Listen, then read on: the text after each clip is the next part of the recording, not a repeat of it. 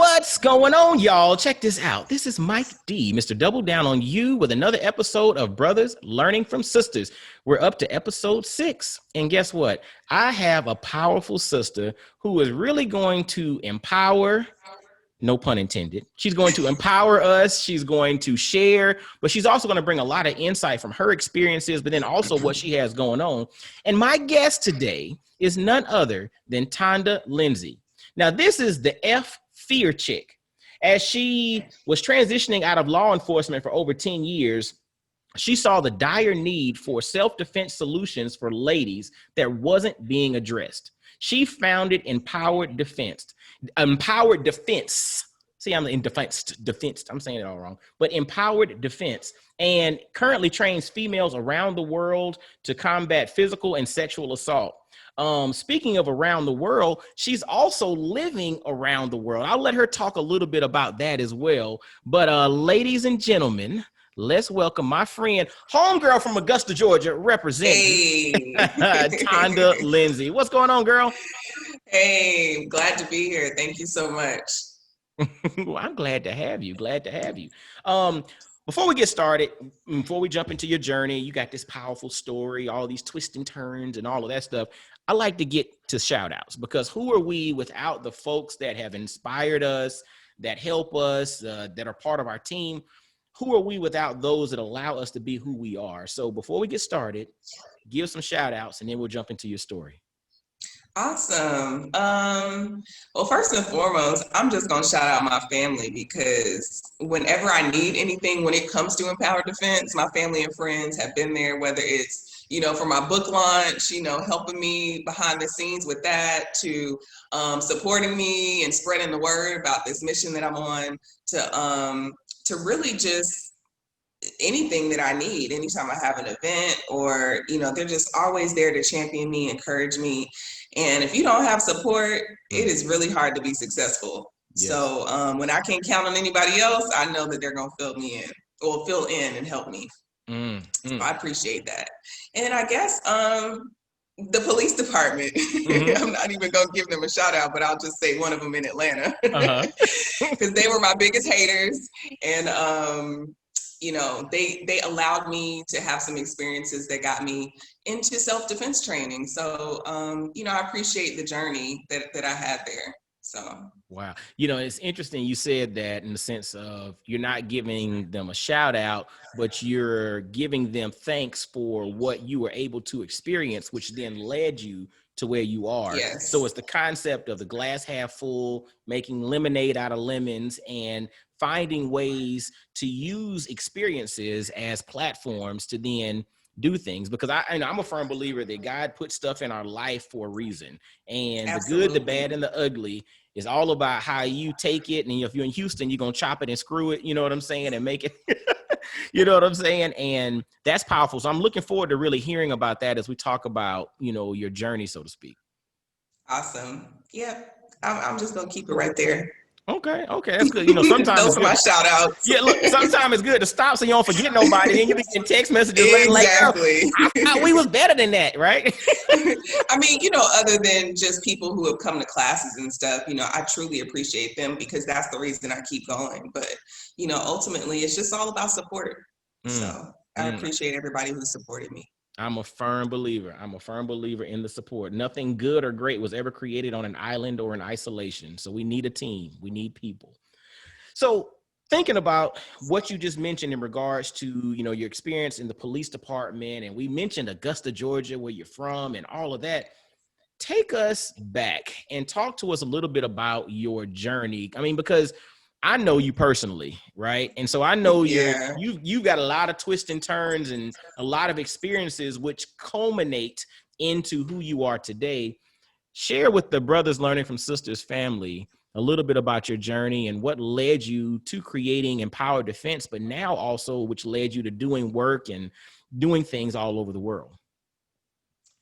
Well, part of just what led me here, I think, is just the type of person that I am. I've always, been a go-getter, even as like a shy kid. Like, I would put myself in situations to try to overcome that, even if it was just a little pinky toe or something like that. I was constantly really just facing fear, and so to speak. And they say that the biggest fear is public speaking.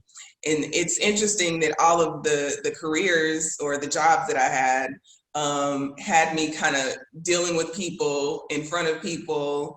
I would put myself in pageants, and I played sports and talent shows and all that kind of stuff. And I constantly was having to put myself on a stage, so to speak, or just dealing with people. And I would get so nervous, like to the point where when I was in school, I would start on the basketball team, and I will be fine, for practice, all that kind of stuff, even up until the very beginning of the game. But as soon as we're on the bench and they're about to announce us, I would get cotton mouth, my hands would sweat. I would be so nervous. I would be like shaking sometimes, but nobody could really tell. I would just fake it and try to but I would get so mad at myself because it's something I couldn't control. And I just look back and see how those experiences with me just trying to overcome things, being independent. I'm an only child. So my family was always encouraging me and just dropping gems into me, speaking life into me. So those things that really shaped and molded me to become a person who, never really, I don't negotiate my no. Like if I say something, I'm with it. I don't mind hurting people's feelings. Because I look at it as I'm more important, and not in the sense of just like a mean girl, but I'm speaking my truth. And if that's what it is, then that's what it is. Like, it's not up to me, peer pressure, things like that. I was never the type of kid to really been like that. I'm like, either you like me for me or you don't. I got along with everybody. But when it comes to like self-defense, the things that really make me a hard target is I teach people, somebody who really probably is not going to be the one who they approach and try in that sense. I look back and it's really just how I grew up. I wasn't a fighter necessarily, but I'm gonna defend myself. I was never a person to have a temper. You really have to push me to get angry or something like that. Like I've just really always had that kind of spirit. And so it really helped me when it comes to teaching, when it comes to want to empower women, because I'm like, I know how I was and how I was able to be somebody who was confident, be somebody who, learned to take risks in a sense, calculated risks, be somebody who is not afraid to confront or defend myself. I'm not one for confrontation, but I will stand my ground, so to speak, And so those things help me to empower the ladies that I teach. It helped me to realize, okay, I couldn't articulate that I was a hard target. Like, guys would tell me I may intimidate them, or I'm strong, or, oh, don't mess with her, that kind of thing, which, I didn't understand it in a sense. But when it comes to protecting yourself and being a hard target, being somebody who is not easily influenced, that can serve you in the best way when it comes to self-defense. And so as an officer, I kind of had the same thing. They tried to break me. They would come up to me in the academy when I was training, like, oh, you don't want to be here.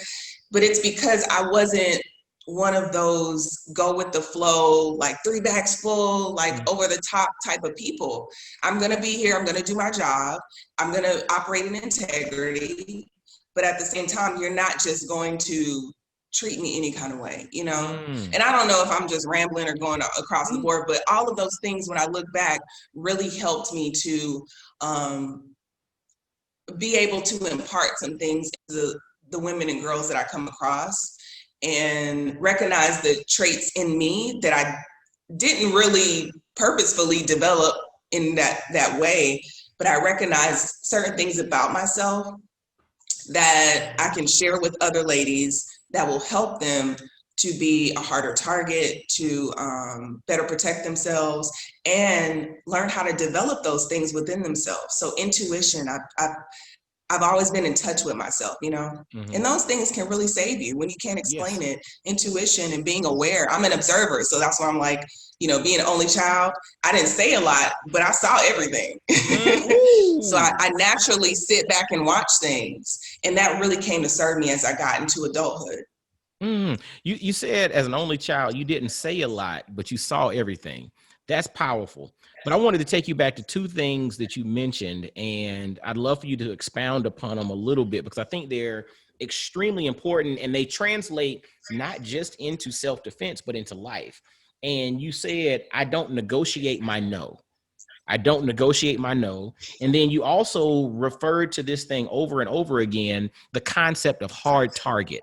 And I would like for you, if you don't mind, to kind of expound upon what it means to not negotiate your no. But then also when you talk about the concept of hard target, because when you said that and you were talking about how feedback comes where I think you mentioned like some guy said you're intimidating, or somebody might say that you're this or you're that, but that makes you a hard target. But really kind of break that down a little bit, what that means, because you also use it in a positive connotation of being a hard target is actually good. Like you don't want to be an easy target, right? So break those down a little bit, because I think that will help some of the folks listening to understand what it means to not negotiate your no and use that in life, but then also how to become a hard target and use that in life. And then we'll jump back into your story because I want to know about what led you into law enforcement. Yeah, so I'll start with the hard target part because I remember being in Atlanta and just being a student at Georgia State, and I had to take MARTA a lot of times with just the public transportation system there. And even in high school, like I was a fast walker, right? So I always I had on this. I naturally, I guess God gave me this ice grill or whatever. But if I'm not talking to somebody, usually I'm not like smiling. Yeah. So, I'm on a mission, walking to class. Like I didn't really lollygag. Like I was a fast walker. And they would always think that I was from like New York or somewhere because of the way that I presented myself. And I'm like, no, but I was on a mission and I kind of look like, okay, don't mess with me. So when it comes to being a hard target, like you aren't distracted, you carry an energy and a confidence about you that people that's like a reverence, like people are going to respect it, and they're going to approach you a certain way. When it comes to a hard target, you aren't in your posture, even like you're not kind of walking around like you aren't sure of yourself. So you have a sureness about you and you're paying attention, and I was always paying attention. So certain things lend to being a hard target that when you think of it, predators, people who are looking to take advantage of you, who are looking to attack you, manipulate you, they're looking for, even if they don't consciously know that they're looking for it, they're looking for it. So you may, maybe you have crutches and you can't really walk as fast, or maybe you're in a wheelchair. Certain things lend to not being fully capable of doing certain things as it's perceived. So that may make you a softer target. The fact that you're alone by yourself. So I always walk by myself. That would lend to me being a softer target because nobody else is with me. There's power in numbers. But the other things that I was presenting outweighed me being by myself. So that was the way I carried myself. That was the fact that I was paying attention. That was the fact that I was giving off a energy and a perceived confidence in myself. The way that I stood, I always stood tall and upright. My hands were free. So, so I wasn't walking around like with all these bags and stuff. So, there's certain things that lend to being a harder target. So they're looking for somebody who is easily influenced, who may be vulnerable, who they feel like is going to be fearful and going to be too scared to fight back or do something about it if they approach them. Does that make sense? Yeah, it's interesting because I was taking notes as you were talking, and you said a few things, and three things stood out to me. And it was confidence, self-awareness, and being on a mission, right? Mhm. And regardless of whether you're trained in self-defense, if you're confident, if you're self-aware, and if you're on a mission, you automatically reduce your soft target appeal and become more of a hard target. And then the other thing that you mentioned was the concept of hands-free.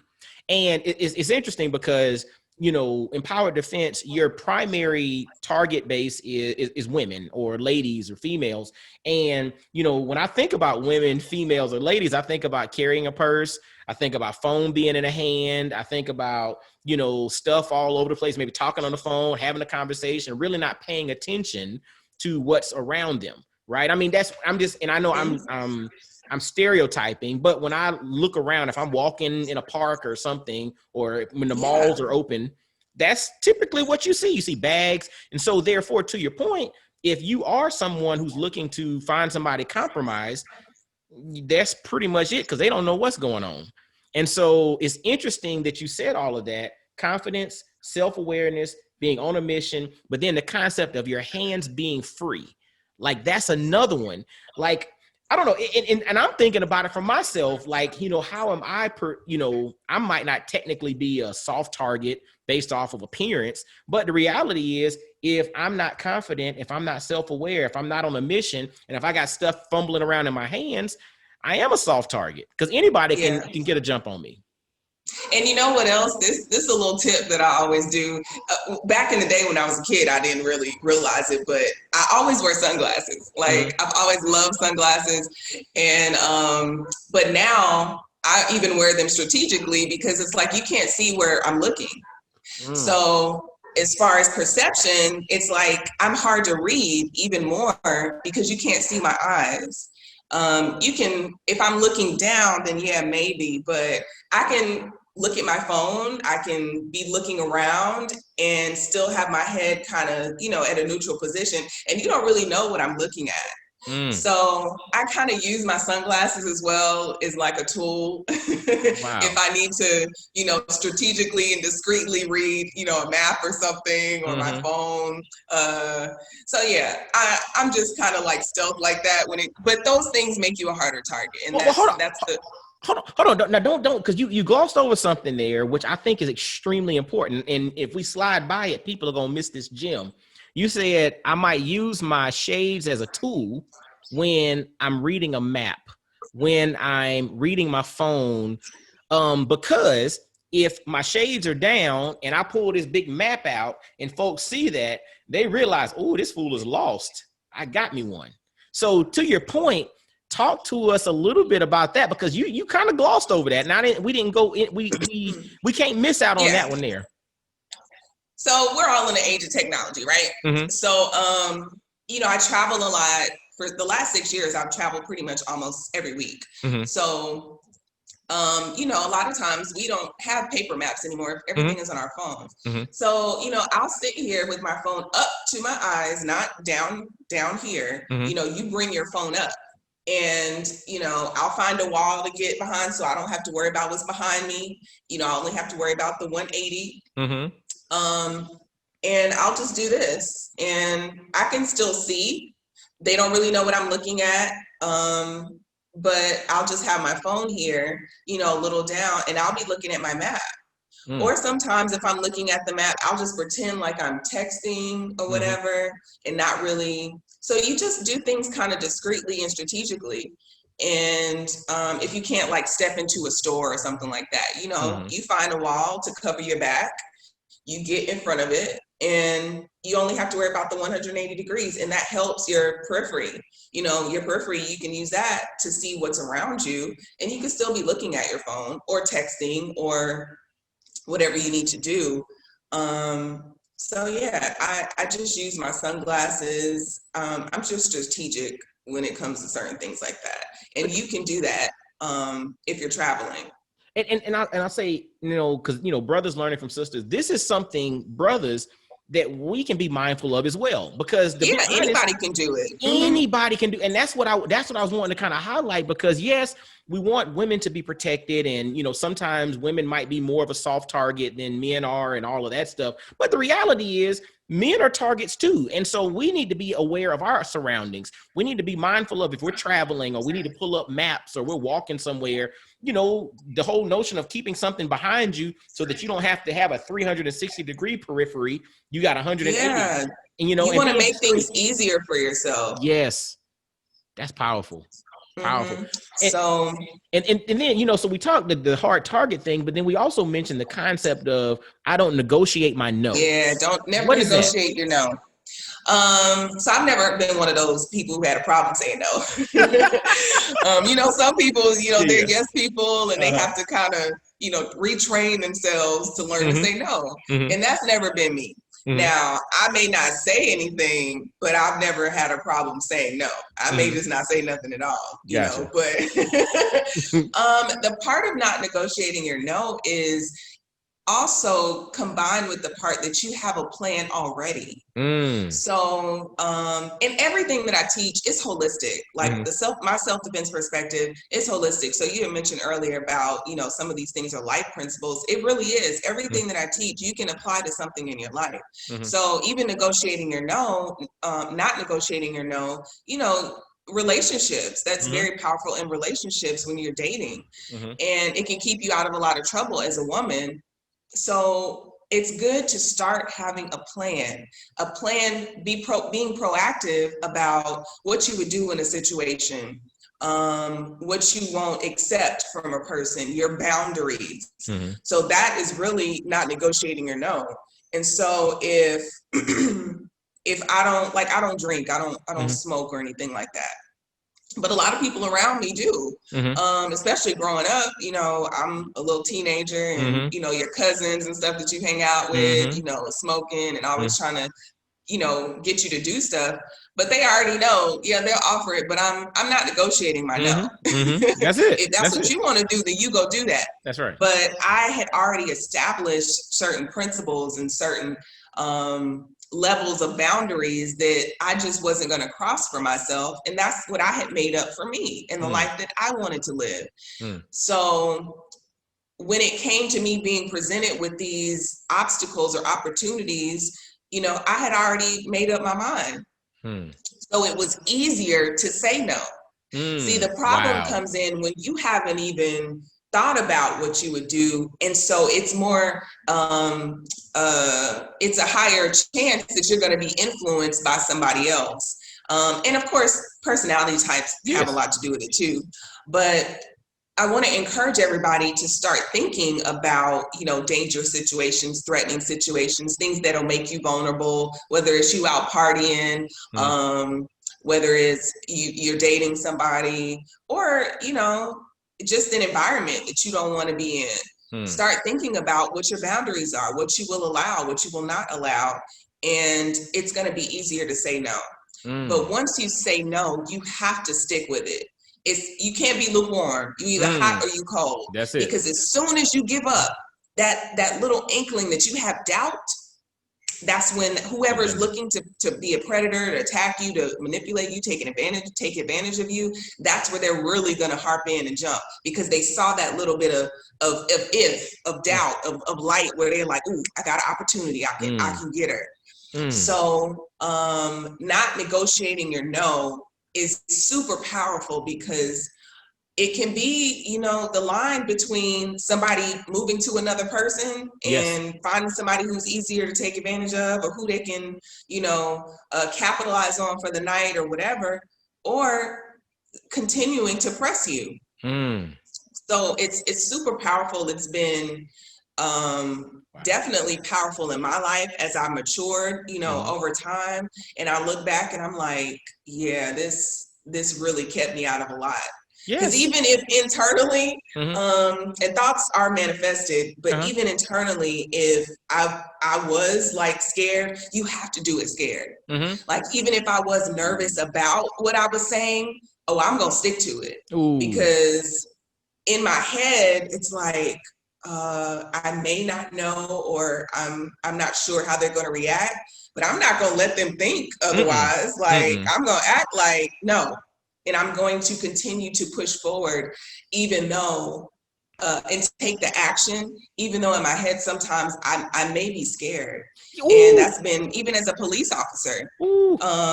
because I really dealt with a lot of hostile situations off and on throughout my career there.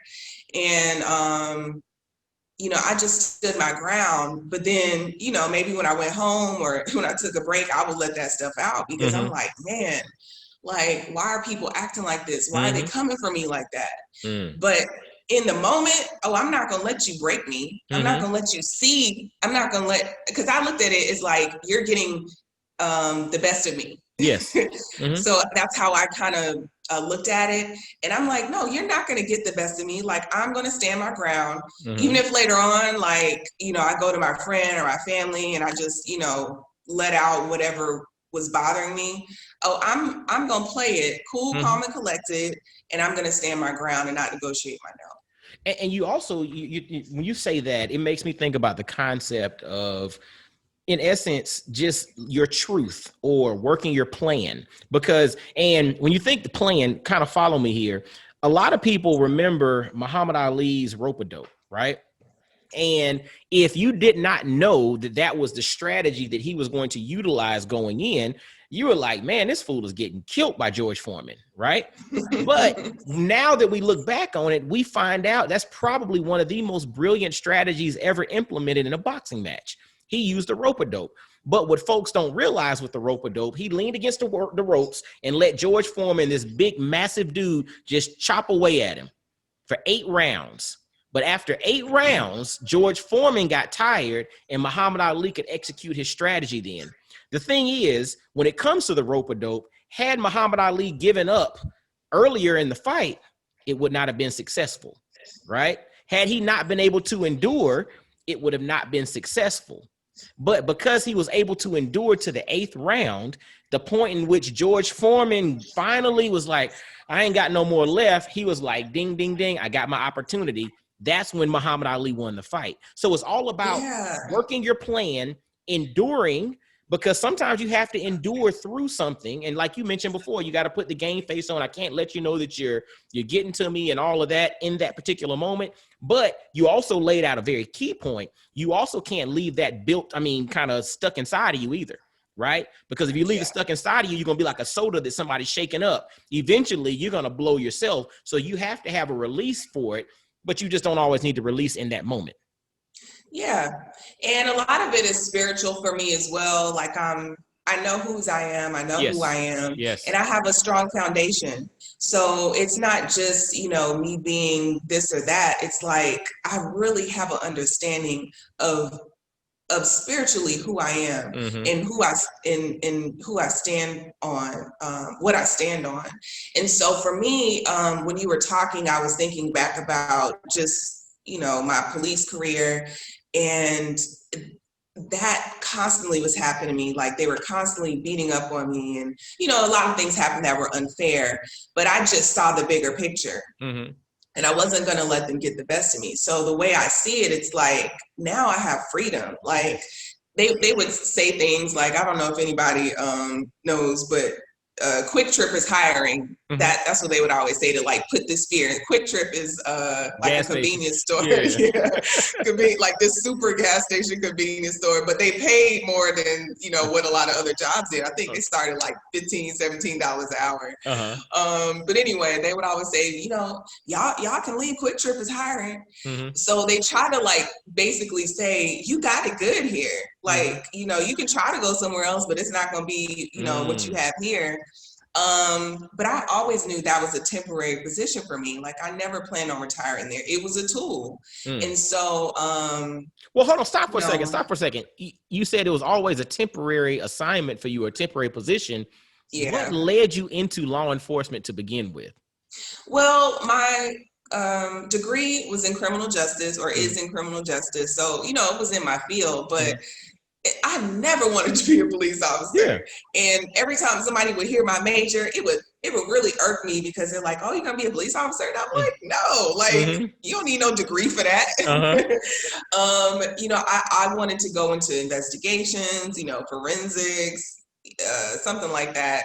And lo and behold, that's where I ended up because, you know, the whole thing, I'm sure anybody in any field has had this, where it's like you graduate and they want you to have experience, but it's like, I just graduated, so how am I how gonna I'm have gonna have experience? experience? Yeah, so, you know, I ran into that, and I went from living by not by myself, but, you know, having my own place with my roommates to that summer, you know, I was staying with my grandparents, and you know, that gets old after a while. So I just took any job. And so I was working temporarily with Verizon. You know, a friend of mine was a manager and he hooked me up through this temp agency. So from there, though, you know, it was all across town. And so I was applying for these other positions. Police was one of them. And it really was just like a last resort thing, you know. I'll suck it up. I'll do it, you know. And so it was between that and another job. I really had a great interview. I think it was the Capitol or the state some kind of government job that I had. And I really was hoping to get that one because, again, I never wanted to be a police officer. But the police called and the other one didn't. So it kind of made my decision for me. And, you know, the rest is history. But I had a 3 to 5 year plan that turned into almost 11. But I did try to leave probably about that 4th year-ish. You know, I'm like, I have to get out of here. You know, my 5 years is approaching. That's when I really started researching entrepreneurship and purchasing a business. So this is a whole nother life that I had, but I ended up buying a laundromat. I was working the police department and my business for almost a year. So I was working like 80 hours a week, honestly. You had a laundromat? Yeah, I had a laundromat. Wow. So that was an interesting time in my life, but it was a blessing because I learned how to take risk and not just the calculated small risk. I learned when I'm almost losing my shirt, I'm still going to be okay. So I had saved all this money. I was always a saver because I didn't want to depend on other people. You know, I've always been very independent, and I saved all this money, but I didn't know, like, I wanted to invest. I wanted to, you know, have a business, be an entrepreneur. And I lost a lot of money that year, but it helped me learn, number one, that I'll still be okay, even if I lose everything. But number two, it really helped with my discernment. It helped me with timing, and I was always a person that if I say something, I'm going to do it. So I learned that even if I say something and I could have great intentions, but it may not be the right time, or I may have to shift to something else. So I just learned myself. I got closer to God. I learned that I'm going to be okay. And I learned that I can always rebuild. Like, I didn't miss a bill. I didn't miss anything. I racked up some debt, but you know, I learned to really heed the signs during that period. And my discernment was increased. Like, it just was a growth period. Even though I lost a lot, it was a period of growth for me. So it wasn't in vain. So I really appreciate it. But you know, I learned. Hold on, because you mentioned the concept of loss. It really wasn't a loss; it was lesson, right? Oh, yeah. And that's the whole premise. And you said also, by taking the risk, I learned how to take risk. And learning how to take risk, you then flex that muscle, which then leads to the things that you're doing now. And we have to sit there for a second because, you know, so I'm a leadership and personal development coach, and I connect with brothers from all over the world doing this, doing that with the podcast, Black Fathers Now, and lots of conversations across the board. And what's interesting, I'm coming to understand, is that there is a challenge in regards to risk when you have credentials or pedigree. So you and I are both college graduates. You know, I went to Georgia Tech, you went to Georgia State, and, you know, I worked in pharmaceutical sales with Fortune 500 companies and this and that and whatever. And, you know, you went to Georgia State and you worked with the police department and worked other large organizations, and you've done this, you've done that. You have pedigree and credential, right? A lot of our contemporaries have challenges as it pertains to taking big risk because with their pedigree and their credential, that is not something they've had to do. You've always had this cushion within an organization, right? The organization meets the headwind and pays you the salary. And because of my credential and my pedigree, that's what I'm used to. So for us, if we don't come from an entrepreneurial family, or if we don't come from friends or a network of individuals who are entrepreneurs, and we see that risk being taken, that's foreign to us. So we have to put ourselves in situations in which we understand that failure in business is not necessarily fatal. And we have to learn how to take those risks, because when I connect with brothers who maybe didn't go to college, or brothers who may have spent a few years, might got a couple felonies or whatever here or there, when them jokers hear about an opportunity, they quick to drop 5,000 on it. They quick to put a couple $100 on it. They're like, okay, 10 grand to do this. All right, bet I got 10 grand right now. Let's go. Like, they don't think they're willing to take the risk. And a lot of that's predicated on they don't have the pedigree or the credential behind them. So they got to rely on taking the risk. Whereas some of us with the pedigree and the credential lean on that and overthink everything and never take the risk. So a lot of us never ultimately reach our full potential because of that thing that you learned by your challenges with the laundromat of learning how to take a risk. See, for me, mine was just, my family didn't have money like that. Mm-hmm. And I ain't never want to be borrowing from, Peter to pay Paul and stuff. So I've always been a saver, and, I'll let go a little bit of money. It was funny. My dad even mentioned it recently. He was like, oh yeah, you would never spend your money. Like, you just go without. But if I'm paying for something, So, but I didn't feel safe in that regard, which is like, I can't go to my parents. I can't, I would always have a roof over my head. But as far as like money, I never wanted to feel that. So I was always a saver. But for me, I just had to dive all the way in. And once I was there, I'm like, okay. So now, I don't have a problem investing in myself, because after that period, I'm like, I ain't buying no more businesses. I'm just gonna invest in me. Like, I trust me, I can depend on me. And I learned that I don't want to like be confined to like a building. So, I don't want to be sitting at a laundromat. Even in policing, like, I had a desk job for maybe like a year analyzing crime statistics. And I'm like, yeah, I don't want to be at this cubicle. Wow. So I like to move around. That's probably a little Sagittarius in me. But, I don't, a little bit of confinement is okay, but I like my freedom. And so, I learned a lot during that period, but a lot of it was intuition. And my intuition was really strengthened because I had to analyze the times where I felt something and I didn't go with it. I had hired this business broker, somebody who, I thought I was doing my due diligence, and I'm, putting people in place. But at the end of the day, I didn't trust me. I landed on them because they were the expert, right? They were the one who had the experience. But logically, again, intuition will never steer you wrong.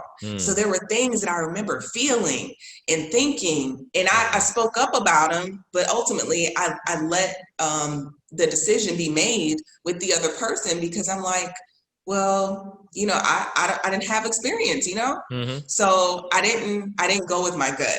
And that led me into losing a lot of money. Because when I finally got, some sense about myself, and I'm like, hold on, like, I can stop. I'm subleasing this place. I can stop paying the rent because it ain't on me. Like, I can sue this person because of certain things that happen. Like, I have a case, but by then it was too late, and I just had to, like, cut ties. He can drag this on where I'm stuck with this business. So even though I have a case and I probably can win, I'm just gonna cut my losses. And I can always make more money. So that's what I did.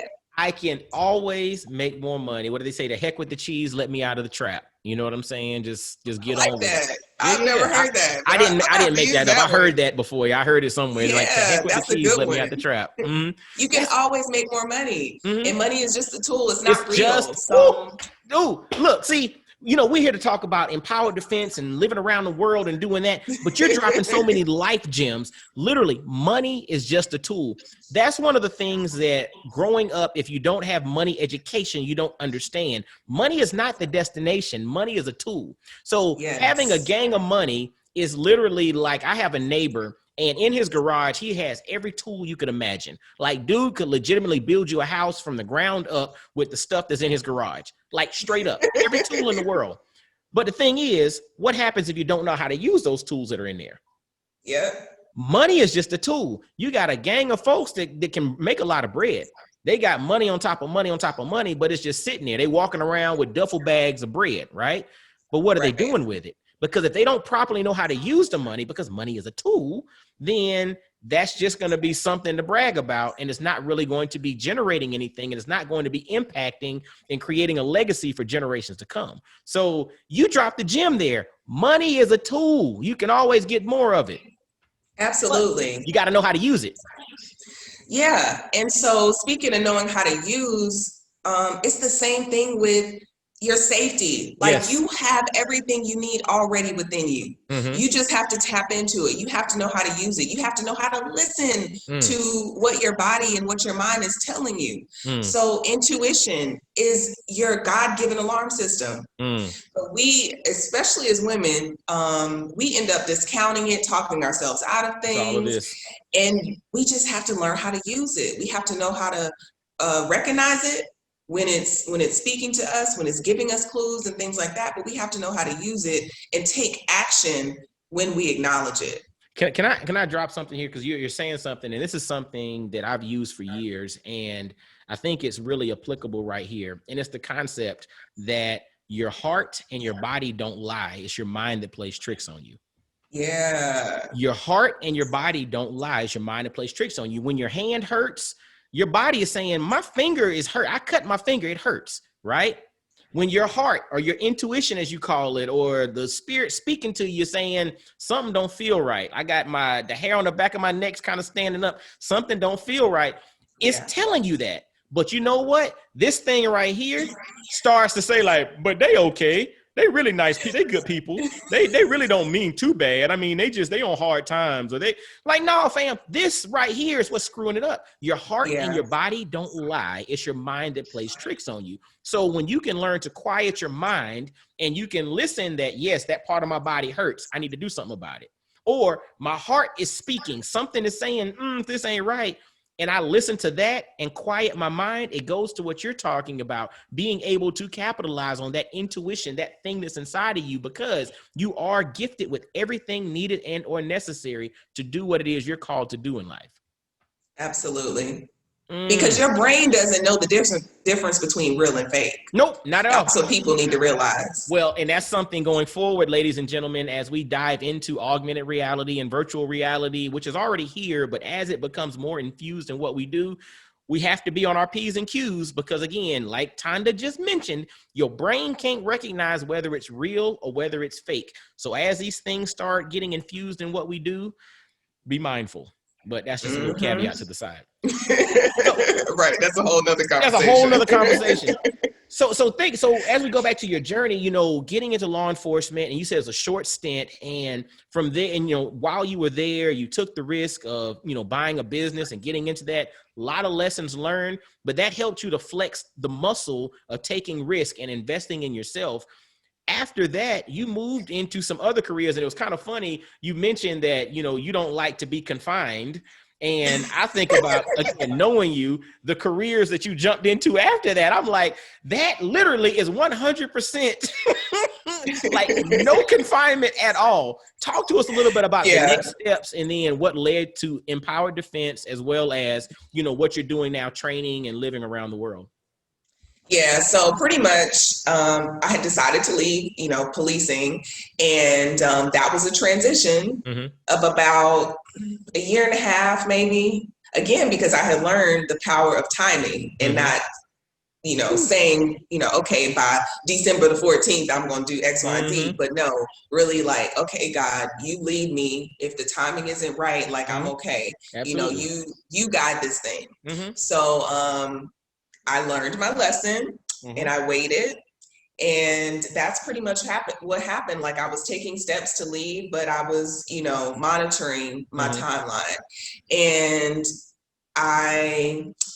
my aunt sent me that Delta was hiring. And so she was like, yeah, this would be good. You know, Delta's hiring. You should apply. And I'm like, okay, why not? Mm-hmm. And I'm like, well, let me see who else is hiring, because I had already decided to move to Los Angeles, where my dad was. And, you know, I've always loved LA. It's my second home. And I'm like, I had decided to move back, you know, switch the scenery up, because I just felt a little stagnant. You know, I needed to, you know, try another place. I had been in Atlanta pretty much all of my adult life. And I'm like, I can always come back. So Delta was, I applied with Delta, and then I saw that American was hiring, and ExpressJet. So ExpressJet is like a regional carrier, but LA, the LA base was only being offered at American. So I was really hoping to get hired with them. And pretty much that's what happened. I got hired with American. But that job, I knew that it would give me the flexibility to work as little as much as I wanted to, and still have benefits, have a little check, because I had saved up, you know, more money, and work my business. So as I was transitioning out of the police department, I started Empowered Defense, because, you know, after all of my experiences and training and things like that, I'm like, I need to transition this into something positive and that will help people. And like you said on the intro, like, there was a need for that in the community of women that I was seeing. And, you know, we talk enough about problems. We needed solutions. Yes. We already know what the problem is. It's been a problem for centuries before I was even thought of. So that's why I only work with women and girls. And Empowered Defense was born. I got another job. I moved.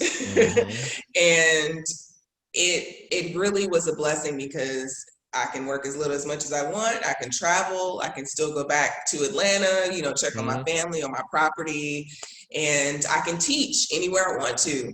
So it gave me the tools that I need. Again, this job with the airline was a tool. So yeah, it really helped me to build Empowered Defense and you know, other entrepreneur endeavors that, you know, I wanted to pursue. So and then you jump into real estate too? Yeah, I still do real estate a little bit, only referrals though. Gotcha. So I was on the investment side, you know, but I also ended up getting licensed in California. So yeah.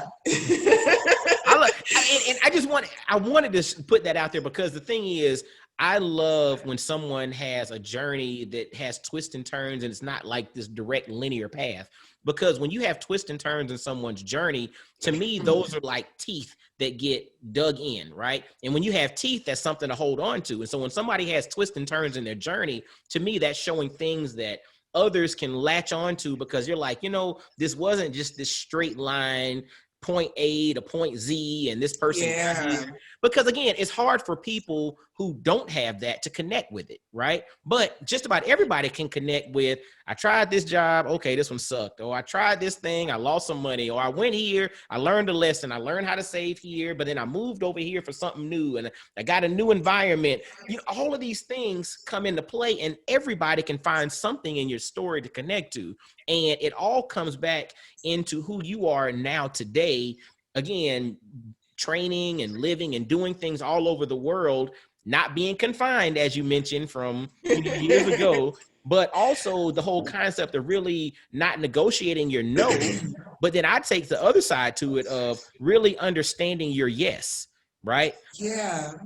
And so it's just powerful. Creating the life that you want. Yes. So for me, I'm always very intentional about creating the life that I want. Because even when I was a police officer, I remember, you know, it was my first real job. And it dawned on me, like, towards maybe the end of the year of my first year. And I'm like, hold on, I have vacation days. Like, I have vacation. You know, I need to use this. And, you know, that's when I really started being intentional about traveling, because I'm like, it kind of clicked for me one day when I said, you know, one day I want to go here, do this. And then I'm like, why don't you just do it? Yeah. So, you know, I switched my not only my thought process, but, you know, words speak power. Mm-hmm. So I'm like, no, instead of saying I want to, or I I should, will. or, one day, I will. let me just do it. Mm-hmm. And so from then on, I've really been intentional about, or more so intentional about how I say things, Mm-hmm. and doing things versus saying that one day I will, or I Mm-hmm. want to. I'm like, hold on, I have the power to do this. Like, Now. let me Yep. just do it, Mm-hmm. or at least say it and speak it, and I'll get closer to it. Mm. So you have to create the life that you want, and I've been very strategic about it with the jobs that I Mm-hmm. get, with partnerships, with the things that I even engage in, all that kind of stuff. I stopped watching TV like probably 15 years ago now. Mm. Like, I'm very protective about what goes into my Ooh. mind, the things that I listen to, the things that I'm seeing. So the food that I'm eating, like all of this, when I say like I'm very intentional about holistic self-defense, like I'm serious. All Ooh. those things affect you, because if you are feeding yourself certain food and certain energy that you're surrounded in, that Mm-hmm. affects how you show up in the world. It affects your wellness, like Mm. holistically, Mm. your thinking process. So you have to decide that you are worthy of being protected. But if Mm. you're not Ooh. treating yourself, Whoa. Uh-huh. as such, then it's gonna show up.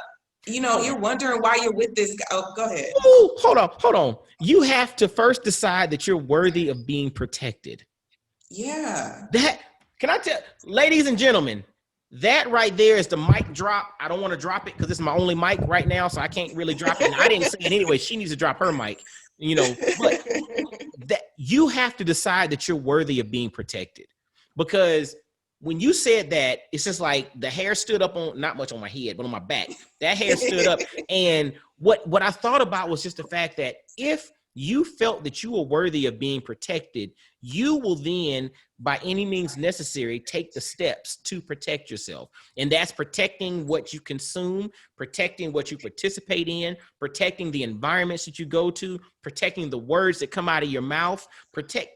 Once you determine that you are worthy of that. So, brothers learning from sisters, brothers, I want y'all to think about that as well. The moment that you believe that you are worthy of whatever it is, whether it's protection, whether it's opportunity, whether it's wealth, whether it's a great relationship, whether it's Yes. kids, the moment that you feel that you, or believe, not just feel, the moment that you believe that you are worthy of that is And the moment. declare it. Yes, right. You've declared it, right? Because then you start walking in purpose. It's like the alchemist, as you start pursuing your personal legend, the universe, and for me, it's the creator of the universe, conspires to help you along on your journey. Like, that's what this thing is all about. But you have to first Yeah. declare, you have to first acknowledge, and you have to first believe that you are worthy of that. And once you believe that, then it's like you have no problem not negotiating your no. I heard a guy saying a long time ago, he said, if it's not a heck yes, it's a no. That's it. If it's not a heck yes, Yeah. it's a no. And I took that, in Mike D's way, and I was just like, I don't like gray area. The only thing I like gray is a suit. Everything else, I wanted this or that. Like, keep it, you know what I'm saying? Gray area, I want a suit, gray suit. But outside of that, no. If it ain't a heck yes, it's a no. Keep it moving. Yeah. But And you you got to know be what, worthy. fellas? Like, first of all, everybody, but when we work on ourselves, like, everybody else is elevated because of it. Mm-hmm. So, fellas, you won't have to worry about domestic violence and being put down, or in a unhealthy relationship, or taking advantage of women, because you are going to be expressing how you feel about yourself. If you heal, if you work on those things that are your shortcomings, then everybody is elevated because of it. They say that we are, as women, the teachers and everything, we set the standard, but it's an and equation. Yes. And guys, you have to hold these other males, grown males, accountable, to become men. And so I'm charging you guys with that, because, I can teach the women self-defense and, how to not negotiate their no and decide that they are worthy. But, the men, our brothers have to do the work as well. And, you know, Mike, I champion you because you are such a positive influence, you know, in that kingdom of men.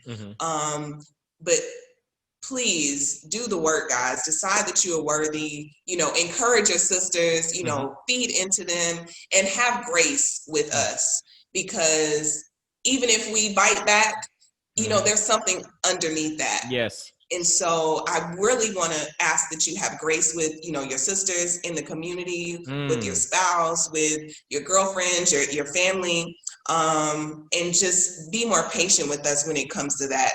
And because we're all growing. Yes. You know? Yes. You the whole concept of grace is so powerful. Like, you know, because again, you know, I'm married to a sister, right? And so, you know, sometimes she can add a little sauce that that I gotta be in the right frame of mind not to say anything bad, but it's, you know, because as African American folks, we are spirited, right? Like when folks who maybe don't understand the culture of like the barbershop, I don't go obviously, but people who understand the culture that don't understand the culture of the barbershop walk into the barbershop, you might think dudes are about to fight. We're like, no, we just have impassioned conversation. It's just like that's what we do. And you go into, you know, a beauty shop, you know, some women might be having some impassioned conversation. Y'all might think that the lady's about to start throwing blows. No, they're just impassioned in their conversation. And when we understand each other and we understand the roots of who we are from a spiritual perspective, then we can start to say that, okay, this is not something that we need to, you know, take it to the next level on. This is just impassioned communication, and we got to have grace on both ends so that we can potentially avoid that, so that Tonda's techniques don't have to come into play and you go back pulling back a nub or something because you know. And I know we're laughing about it, but it's really no laughing matter. Like, you know, when you were talking, I thought about the concept of what if empowered defense was no longer needed. Like, to me, I know it's like, yeah, we want you to have a business and do your thing and make a lot of money. And put me out of business, please. But to your point, I think those that are working on things like with Black fathers now, I would love to get to a point in which I'm not needed. Right. I would love to get to a point in which every brother walks in purpose, understands who they are. They're optimizing their quality of life. They're leading their families, leading their communities in a way that they are fulfilled as well. They're leaving legacies and all, to the point where they're like, dude, Mike, it's really, I mean, we got enough stories out there of brothers doing amazing things. We don't need you to do this no more. Truthfully, I would love that, because that means that the job is done and I can move on to something else, you know. But when you're talking, I thought about that in regards to empowered defense. If we do our side and we work together, then it'll be less need for self-defense from, you know, by women.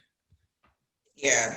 And I get a lot of, and it's honestly for women, I've seen a lot of comments over the years where it's like, well, why aren't you teaching the men? And well, what about these men, you know, doing X, Y, and Z? And I'm like, it's not an either or equation. It's an and equation. Yes. Like it's not singular. You have to hit things from multiple sides. I just happen to deal with the women.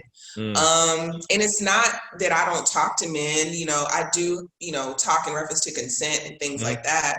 But obviously, you can tell these men to stop raping and committing violence against women. But clearly it hasn't happened yet. So things that can be immediate solutions, that is golden. Like, women don't know that there are techniques that can help you escape from somebody, you know, holding you by the wrist, or on top of you, attempting to sexually assault you. And it doesn't make it your fault, but there are solutions available.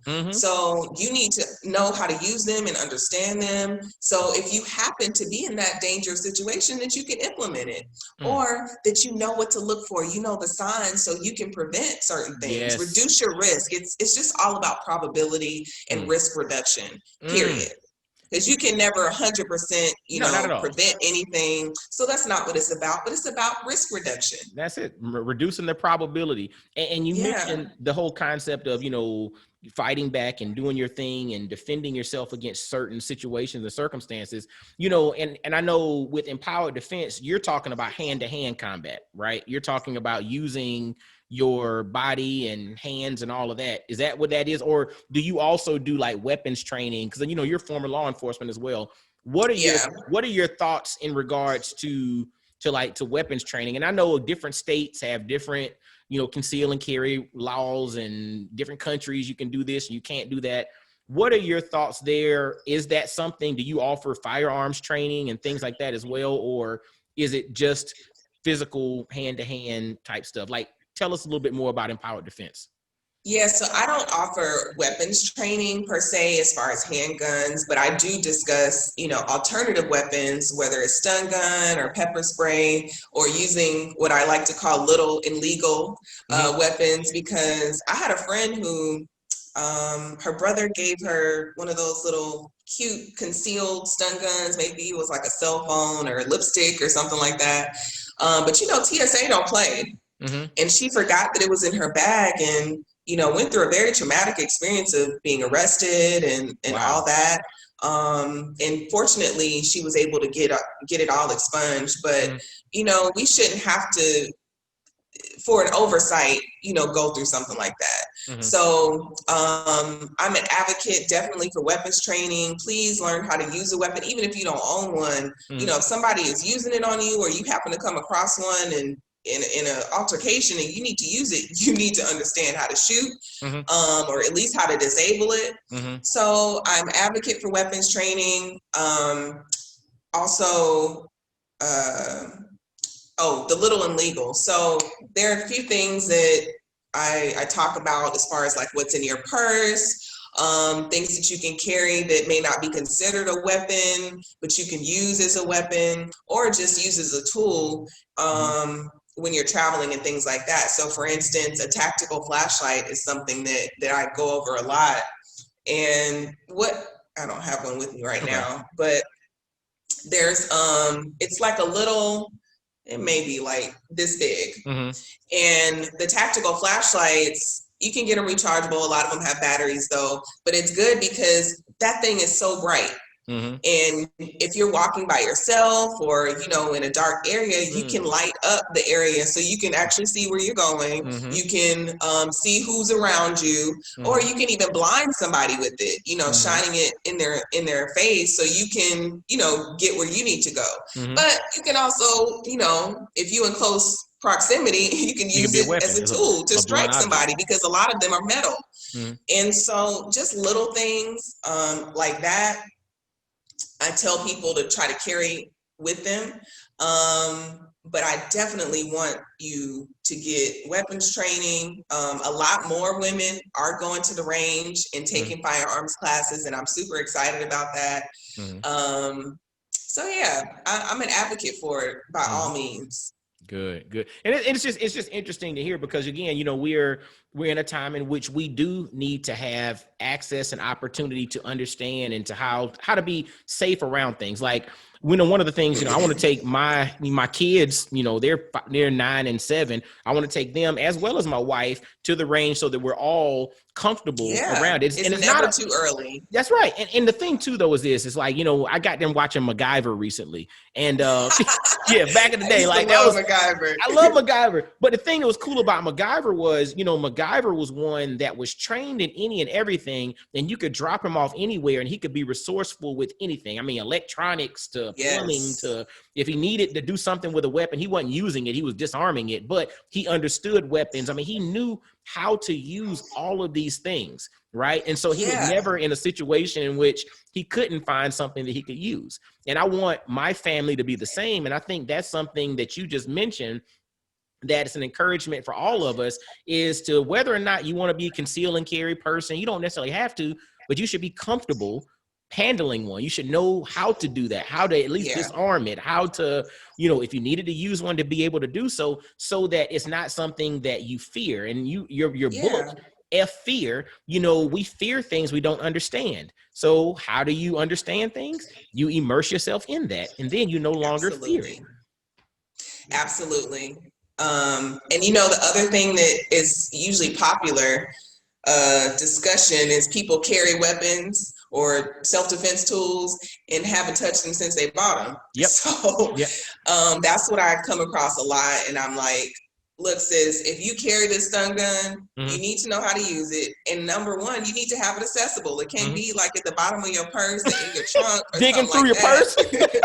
Like, you carry pepper spray, but you go to use it and the lock is on. So if you carry a weapon, you need to make sure that you practice with it, that you're familiar with using it. And it shouldn't be the first time you put hands on it.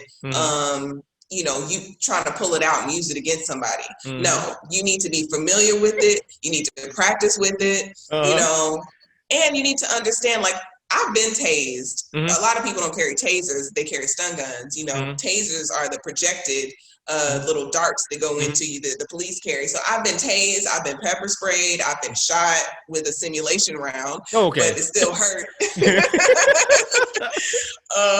I've been beat up, so everything that we carried as an officer, we had to have used on us, because mentally you need to know that you can still function. You can function with pepper spray in your eyes. You can function, being tased. Well, not really, but afterwards, oh, I'd rather get pepper sprayed than tased. That's not a good feeling.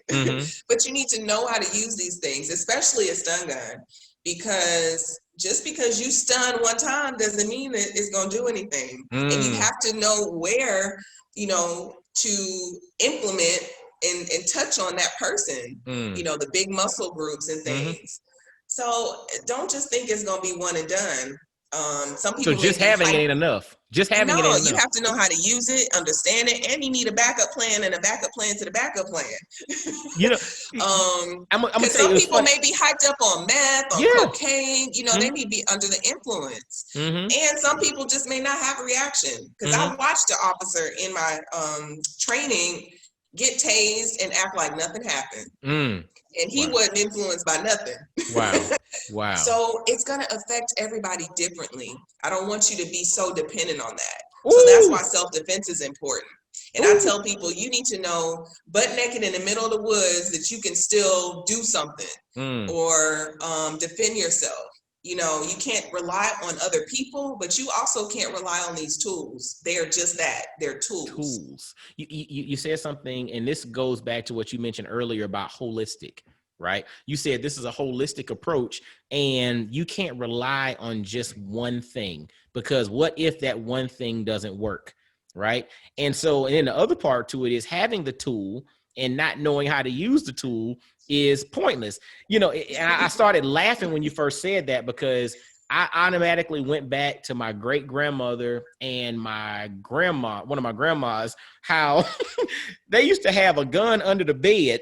And I swear that gun has probably been under the bed in the holster since about 1947. I guarantee you that it ain't never been fired. It ain't. Oh, my great grandparents, it used to hang up above the door. And that, from when I was 7 to 15, that gun was still in the same place. Same spot. It's probably loaded with the same bullets. Ain't never been cleaned. It was a shotgun. It used to went right over the door. It made me laugh thinking about it. But the reality is, if you have something, you need to make sure that it's functional, you know how to use it, it's accessible. But then on the flip side of it, even having that thing, that should not be your only thing. It's a holistic, self-defense is a holistic approach. And take the wisdom from Tonda there. I don't care if you have a gun and a conceal and carry, that ain't your only self-defense. What happens if you can't use it? What you got then? I don't care if you have a stun gun or a taser or whatever. What happens if something happens and you can't use it? What do you do then? I mean, you have to have a plan behind the plan, because it goes back to the whole concept of you're worthy. You're worthy of being protected. So by any means necessary, you must protect. Now, check this out. I don't want to keep you all day. Talk to us a little bit about, like contact information. If you have anything going on, if you'd like the Brothers Learning from Sisters family to kind of take action on something, you got the floor. Promote what you got going on, give your contact information and how we can follow you, and we'll shut this thing down. Awesome. Well, thank you so much. Like, this has been an amazing conversation. So, hopefully somebody got something out of it. They did. But you can definitely connect with me on Facebook and Instagram at Empowered Defense. Okay. I have my Fear book, a modern day women's self-defense guide. You guys can get this in ebook form and download it, or the book form on my website, myempowereddefense.com, or just click the link in my Instagram page. And then I recently released a video course, and also for those of you who travel, ladies or guys, you can get it for your lady. I have a expat webinar specifically for expats and solo women travelers, because the number one thing is always, is it safe? If I go to this country, is it safe? And well, how am I going to protect myself, and what's going on? So go to my Gumroad for that. Train with Tonda. Everything's in my profile link on Instagram. Okay. So courses, the book, and if you want to have, a private session or get your group of friends together, you can definitely contact me, and we can do, a virtual session and, speaking engagement, all that good stuff. Awesome. So make sure to follow Empowered Defense on Facebook and Instagram, and the links in Empowered Defense on Instagram, you can get directly to the Fear book. You can get to the courses. You can also visit myempowereddefense.com, grab a copy of her book, Fear. Man, she's doing a doggone thing. And she got the webinar about people living overseas and being expats. And like I said, if you want it, just hearing her story, she probably got it. Just go to Empowered Defense, follow her, send her a DM, and see what's going on. And she can probably, if she can't get it, she probably can point you in a direction to get it. I guarantee you that. Yeah, please use me as a resource. I'm always here to help, so I appreciate it. Awesome. Now, y'all, make sure to subscribe to this YouTube channel and look forward to more conversations from brothers learning from sisters, where we have dynamic sisters coming on and teaching brothers, helping us to see things from different angles, through different lenses, so that we can ultimately become the best brothers that we can be. Because when we walk in purpose, then we start doing things and holding our contemporaries accountable. Then we start getting to a point in which Tonda can do more of helping expats than she has to train women on self-defense, because we're doing our part to help stop some of this. So let's do our part. Let's learn. Let's take from the gems that she dropped. Follow Empowered Defense on Instagram. Subscribe to this YouTube channel. Leave some comments. Share this bad boy. And until next time, y'all be blessed, well, and wise. And I'll holler. Thanks, Mike. No doubt. Peace.